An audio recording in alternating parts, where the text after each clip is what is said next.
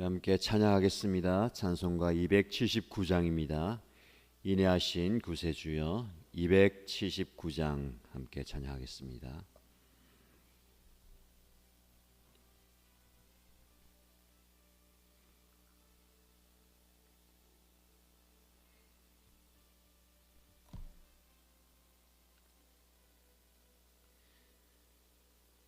(279장) 찬양합니다. 인내하신 구세주여 내가 비오니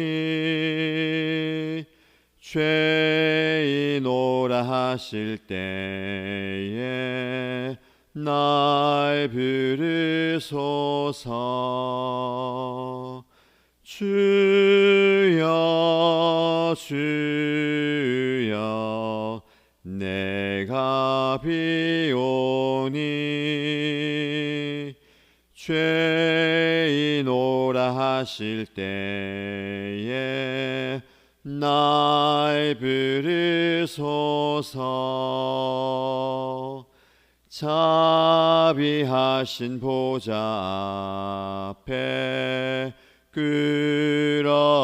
엎드려 자복하고 회개하니 믿음 주소서. 주여 주여 내가 비오니 죄인오라 하실 때에 날 부르소서. 주의 공로 의지하여 주께 가오니 상한 마음을 고치시고 구원하소서. 주여 주여 내가 비오니 죄인오라 하실 때에 날 부르소서. 만복히 너누리 주여 위로하소서. 우리 주와 같으시니 어디 있을까. 주여 주여 내가 비오니 죄인오라 하실 때에 날 부르소서. 아멘. 우리 함께 하나님의 말씀 보겠습니다. 로마서 3장 21절에서 31절까지 말씀입니다.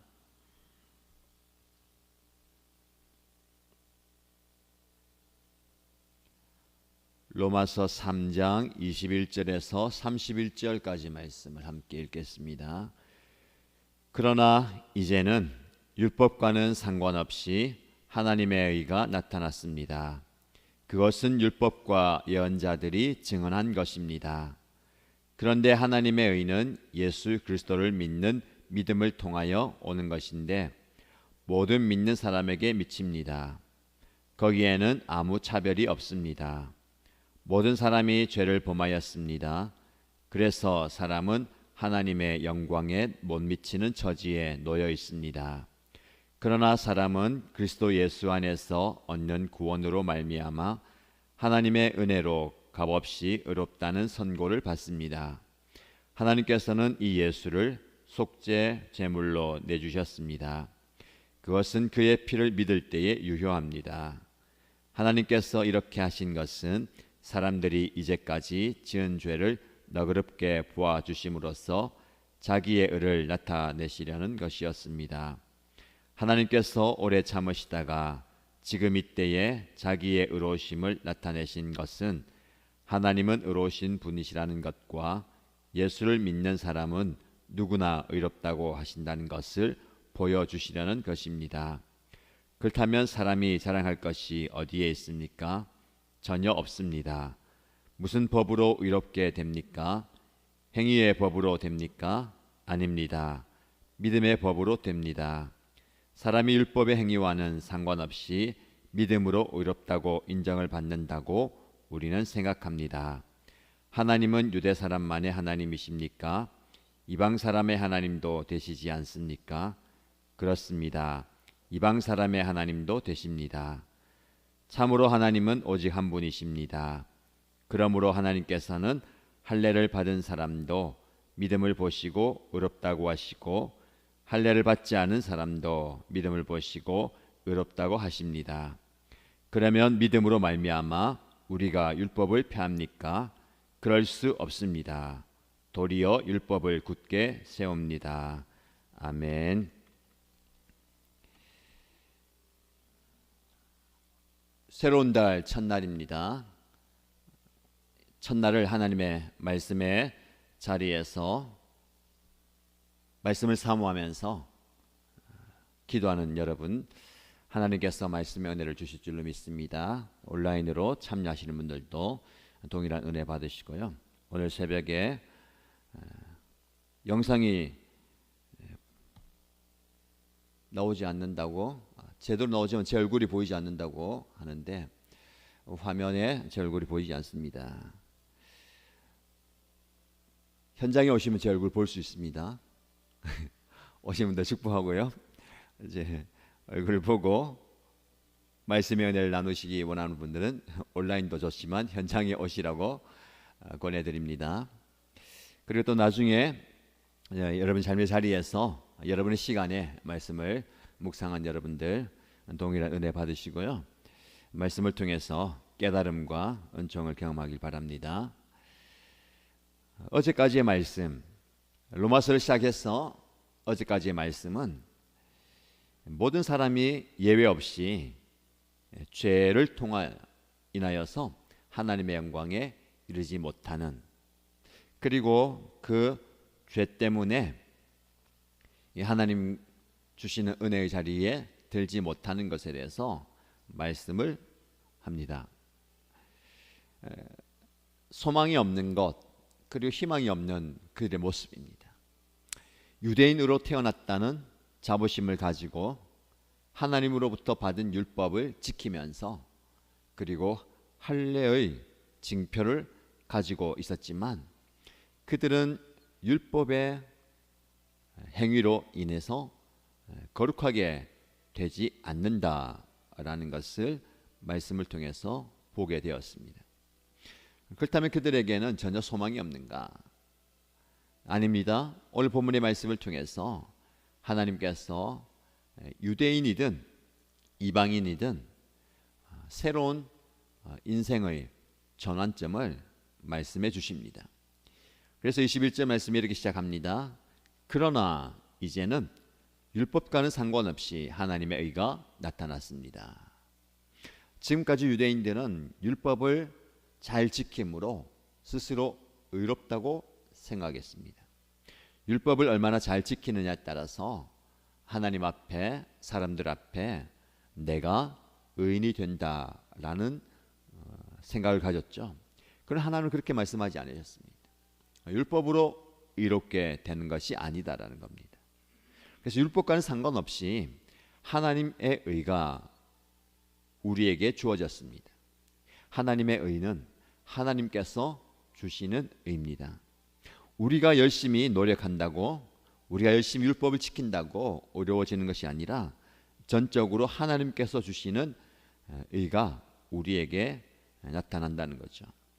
그것은 새로운 것이 아니고 이미 오래전부터 율법과 예언자들이 증언해 오던 겁니다. 어떤 의입니까? 이 하나님의 의는 예수 그리스도를 믿는 믿음을 통하여 오는 것입니다. 여기서 바울은 믿음을 통하여 오는 의를 말합니다. 지금까지는 믿음보다는 율법의 행위로 스스로 의롭다고 생각했던 그들입니다. 그들의 생각을 완전히 뒤바꾸는 예수 그리스도를 믿는 믿음을 통해서 오는 의가 우리에게 주어진다라고 말씀합니다. 근데 그 의는 하나님께서 주시는데 모든 믿는 사람에게 미칩니다. 거기에는 아무 차별이 없습니다라고 말씀합니다. 믿는 사람에게는 누구에게든 하나님의 의가 이르게 된다라는 겁니다. 아무런 차별이 없습니다. 지금까지는 유대인이냐 아니냐, 율법을 지키느냐 지키지 않느냐, 할례를 받았느냐 받지 않았냐라는 차별이 있었습니다. 그러나 이 하나님께서 주시는 의는 모든 믿는 사람들에게는 다 주신다라는 겁니다. 아무 차별이 없습니다. 복음은 이런 차별이 없습니다. 그래서 받아들이는 모든 사람들은 그 믿음을 통해서 하나님으로부터 의롭다함을 받게 되는 겁니다. 그러나 우리는 우리의 기준이 있기 때문에 차별하지 않는 복음을 받았음에도 불구하고 우리 스스로 이 차별을 만들어 내는 겁니다. 나의 기준에 의해서 다른 사람들을 판단할 때에 이 차별이 나오는 겁니다. 교회는, 믿음의 공동체는, 신앙의 공동체는 이 예수님께서 십자가에서 죽어주심으로 모든 믿는 자에게 구원이 이르게 되었죠. 하나님은 모든 사람들이 다 복음의 자리에 나와서 이 하나님의 의를 받기를 원하십니다. 그런데 우리가 그 차별의 담을 세워서는 안 되겠습니다. 우리는 스스로 이런 차별적인 시선과 행위를 통해서 모든 믿는 자들이 하나님께 나오는 것을 막고 있을 때가 많습니다. 마치 유대인들처럼 유대인이냐 아니냐 혈통을 따집니다. 율법을 지키느냐 지키지 않느냐 하면서 그 행위를 따져봅니다. 할례를 받았느냐 받지 않느냐 하면서 그 사람의 육신의 삶의 징표를 살펴봅니다. 우리에게 이런 차별의식이 사라져야 되겠습니다. 누구나 모두가 다 하나님의 은혜가 필요한 자입니다. 그래서 로마서 3장 23절 말씀에 모든 사람이 죄를 범하였습니다. 그래서 사람은 하나님의 영광에 못 미치는 처지에 놓여 있습니다. 그러나 사람은 그리스도 예수 안에서 얻는 구원으로 말미암아 하나님의 은혜로 값없이 의롭다는 선고를 받습니다. 이 말씀 아래에 우리가 다 놓여 있습니다. 누구나 다 죄인이었고 그 죄로 말미암아 하나님의 영광에 이르지 못하는 처지에 있었습니다. 그러나 그리스도 예수 안에서 얻는 구원으로 말미암아 하나님의 은혜로 값없이 의롭다 하는 칭함을 받았습니다. 여러분, 예수님을 믿는 그 행위, 예배 드리는 행위, 여러분들이 기도하고 말씀을 읽는 그 신앙의 행위로 의로워지는 것이 아니라 예수 그리스도의 공로, 그분이 십자가에서 죽어주심으로 우리는 의롭다라는 선고를 받습니다. 하나님께서 우리를 의롭다고 하시는 거예요. 이게 하나님의 은혜입니다. 값없이 받는 은총입니다. 이 값없이 받는 은총을 우리가 차별적으로 나는 받아야 돼, 너는 안 돼, 이렇게 할 수가 없는 겁니다. 이 값없이 받는 은혜가 저와 여러분뿐만 아니라 은혜가 필요한 모든 분들에게 흘러가게 되기를 축복합니다. 그래서 우리가 적극적으로 그 은혜의 자리에 차별이 아니라 환대와 초청을 해야 하는 겁니다. 차별의 담이 되지 마시고 환대의 문이 되어서 여러분을 통해서 누구나, 아니 모두가 다 이 은혜의 자리에 나올 수 있게 되기를 축복합니다. 그래서 오늘 여러분들 하루를 살아갈 때에 그 은혜 아래에서 여러분들이 감사로 살아가시고, 그렇게 감격하며 살아가는 여러분의 삶을 통해서 여러분 주변에 있는 모든 분들이 나도 저 사람처럼, 누군가도 여러분을 보면서, 여러분의 삶을 보면서 여러분처럼 나도 은혜가 필요하다는, 나도 하나님의 은총이 필요하다, 나도 하나님의 은혜를 누리며 살고 싶다라는 마음이 들도록 하기를 바랍니다. 계속되는 말씀을 보시면 하나님께서는 이 예수를 속죄 제물로 내주셨습니다. 그것은 그의 피를 믿을 때에 유효합니다. 이제 예수님을 통해서 우리에게 구원이 주어졌습니다. 그 예수님을 믿어야 하나님의 의를 받을 수 있다라고 얘기하는데, 그 예수님이 왜 우리의 의의 주체가 되느냐를 말씀하는 겁니다. 그분이 속죄 제물이 되셨기 때문에 그렇습니다. 지금까지 유대인들은 하나님 앞에 나아갈 수 없었기 때문에 그들을 대신해서 속죄 제물을 날마다 때마다 드려야 했습니다. 그들의 모든 죄를 그 제물에 전가함으로 그들은 일시적으로 불완전한 죄 용서를 받게 됩니다. 그래서 그들은 계속해서 이 제물을 하나님께 드려야 했습니다. 예수님께서 속죄 제물이 되심으로 단번에 한 번 죽어주심으로 영원한 속죄를 이루셨습니다. 그리고 그분이 화목제물이 되심으로 우리와 하나님과의 관계를 완전히 회복시켜 주셨습니다. 그렇게 하심으로 우리의 죄는 사라지고 하나님의 의가 우리에게 주어지는 것입니다. 순전히 예수 그리스도의 순종을 통해서, 자신의 죽어주시는 순종을 통해서 우리가 의로워진다는 거죠. 예수님의 죽으심이 그만큼 중요합니다. 우리의 믿음 말하죠. 오늘 본문의 말씀 보면 굉장히 많이 반복됩니다. 믿음을 통하여 믿는 사람에게, 믿는 사람은 믿음을 보시고 믿음으로 말미암아. 우리의 믿음을 많이 강조합니다. 계속해서 여러분 개인적으로 좀 읽으면서 묵상하시면서, 이제 로마서 말씀을 묵상하면서 그 믿음을 통하여 믿음으로 말미암아, 믿는 사람은 믿음으로, 이렇게 나와 있는 말씀을 좀 깊이 묵상하시기 바랍니다. 이 믿음조차도 나의 주관적인 생각을 할 때가 많이 있습니다. 내가 얼마나 믿음이 크냐. 예수님께서도 믿음이 적은 자들아 어찌 미냐라고 말씀하셨죠. 우리의 믿음이 커지기를 원하고 또 더 단단한 믿음, 성숙한 믿음을 구하기도 합니다. 그러면 이 믿음조차도 사실은 우리 예수님께 있습니다. 믿음은 어떤 믿음입니까?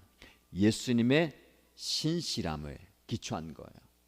그분이 하나님의 말씀을 순종함으로 십자가에서 죽어주시는 그 약속을 이루신 거죠. 하나님께서 우리를 구원하시겠다는 그 약속을 그분의 죽음을 통해서 이루신 거예요. 이게 바로 우리의 믿음의 근거입니다.